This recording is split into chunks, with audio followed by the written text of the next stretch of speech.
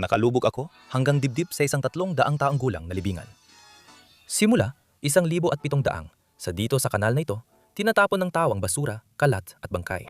Kaya ngayong araw, nagpa siya ako mag-scuba dive dito at tingnan kung anong klaseng mga kayamanan ang maaari kong makita.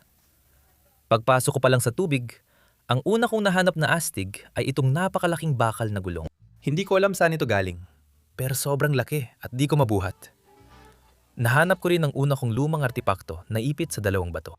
Mukhang wala lang ito. Pero isa pala itong lumang prasko ng alak mula pa noong 1,800.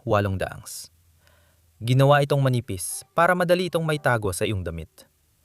Pagkatapos nun, may nahanap akong sobrang astig. Pero nalungkot ako dahil basag na ito. Malaking plato ito na may detalyadong disenyo. Marahil mula 1,900 at 20 sutatlungpus. Maya-maya, nakita ko rin ang malaking bakal na hawla. Hindi ko alam kung saan ito dating nakakabit, pero sobrang laki at gawa sa bakal. Isa sa mga paborito kong nakita ngayon ay ang lumang bote ng Pepsi Cola.